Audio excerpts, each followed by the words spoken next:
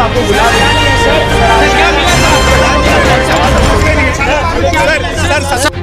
Sir आपने जो deep nexus की बात की थी सर जो डीप नेक्सस की आप बात कर रहे थे सर, वो डीप नेक्सस के बारे में कुछ बताएंगे? क्या सर आप लोग तो डीप नेक्सस के बारे में आप बात कर रहे थे सर, जिहाद, टेररिज्म ऐसी बातें कर रहे थे सर, ऐसा आपको कुछ मिला है? सर आप बताइए नहीं सर, भूल लीजिए। सत्ता पक्ष से तो आप लोग सवाल पूछते नहीं। सर बताइए ना सर, कुछ आप बता नहीं रहे सर। मिला कितना करोड़ मिला सर?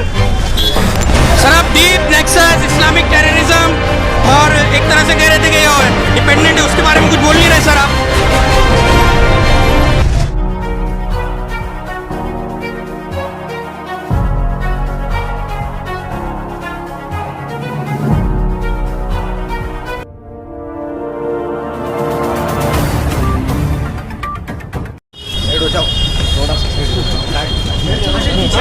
सर हमारी तरफ से आपको बुला रहे हैं। सर क्या मिला सर आपको? सवाल तो पूछते नहीं। सर आपने जो डीप नेक्सस की बात की थी सर जो डीप नेक्सस की आप बात कर रहे थे सर, वो डीप नेक्सस के बारे में कुछ बताएंगे?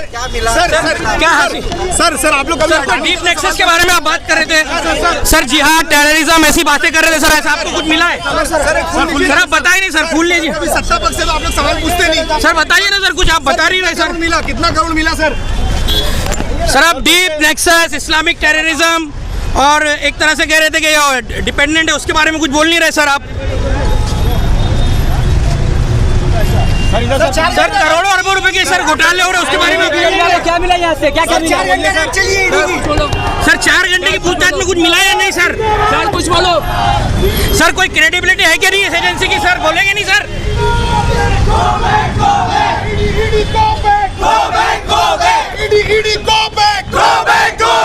सरकार जब डरती है,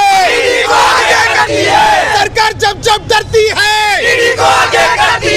सरकार जब डरती है, गो बैक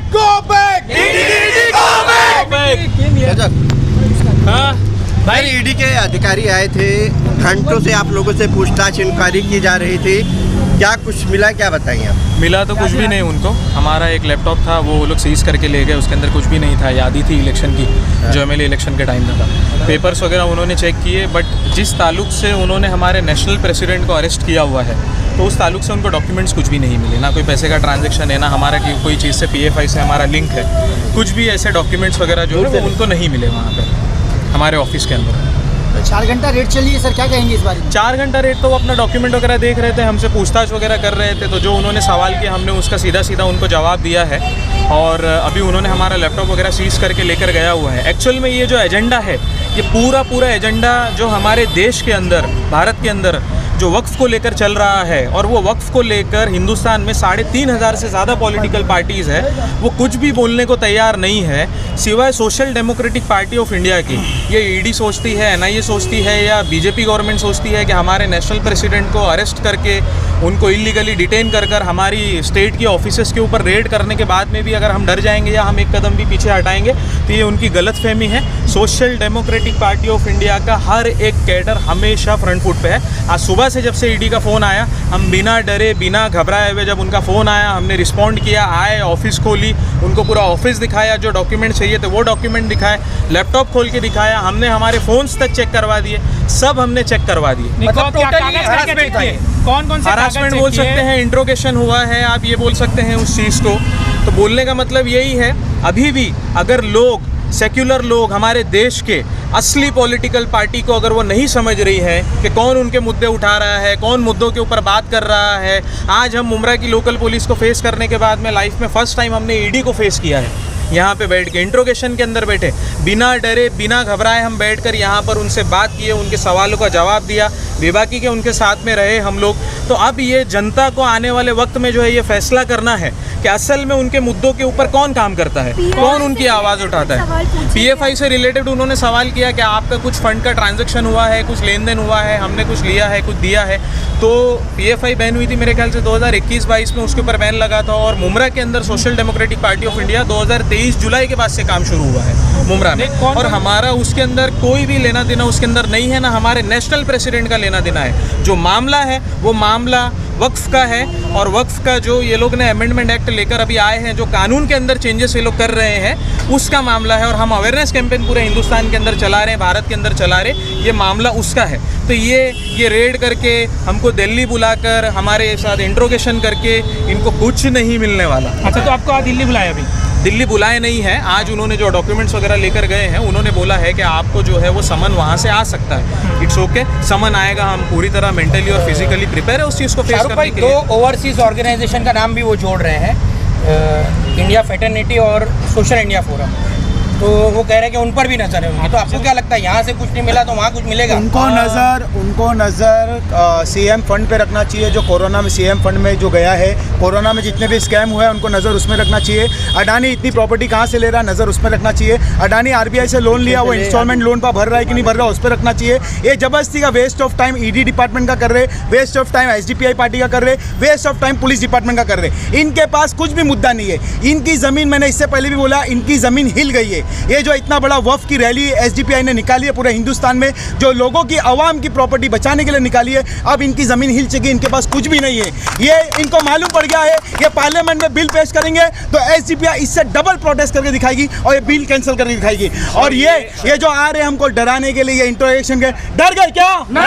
ये ईडी एनआईए वाईएनआई से हम डरते नहीं है। आप हमको दिल्ली बुलाओ या कहीं पे भी बुलाओ, हम आएंगे। हम सच्चे, हम वाइट कॉलर पार्टी है, हम वाइट कॉलर पार्टी है, इसलिए एकदम बिंदास हम बात करते हैं पब्लिक के सामने।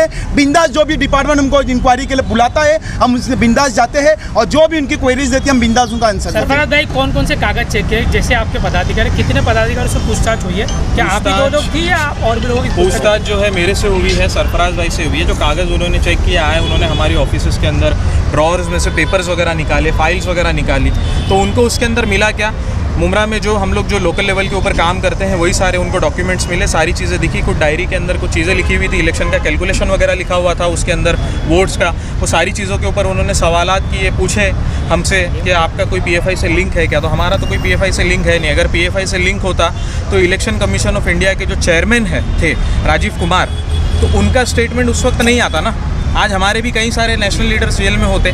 आज ये वक्फ का आप लोग ये चीज़ हम बार बार इसीलिए कह रहे हैं, आज वक्फ के ऊपर कर्नाटका में, केरला में, तमिलनाडु के अंदर, राजस्थान में और वेस्ट बंगाल के अंदर रैली निकालने के बाद, एक अवेयरनेस प्रोग्राम रखने के बाद में हमारे नेशनल प्रेसिडेंट को इंटेंशनली उन्होंने जो है तो अरेस्ट किया हुआ है, इंटेंशनली पीएम मनी के अंडर में। लेकिन मैडम उन्होंने जो बताया है कि 2022 में कोई ऐसा ट्रांजैक्शन हुआ था, तो फिर हमको तो ये बोलते हुए शर्म आ रही है कि हमारी इंडिया की टॉप नॉच एजेंसी ईडी, क्या वो इतनी स्लो है? उससे ज़्यादा फास्ट तो लाइफ बॉय लग रहा है हम लोगों को। इतना स्लोपन और नज़र आता है कि अभी एसडीपी ने इलेक्शन भी लड़ा और अभी ईडी एलएच कर रही है कि ये पॉपुलर फ्रंट ऑफ इंडिया पर डिपेंड है इलेक्शन के मामले में। देखिए, जिस तरीके से हम लोग पूरे भारत के अंदर पूरे भारत के अंदर काम कर रहे हैं, एक एजुटेशन की पॉलिटिक्स हम लोग लोगों को दिखा रहे हैं, मुद्दों को लेकर सड़क पर उतर कर आना, चाहे उसके लिए एफआईआर खानी हो, जेल जाना हो, अरेस्ट होना हो, जो भी काम करना हो, और उसके बावजूद भी जो है हम लोग जनता के मुद्दे उठाने से एक कदम भी पीछे नहीं हट रहे हैं, चाहे वो मुद्दे जो हो किसी भी समाज से ताल्लुक़ रखने वाले क्यों ना हो।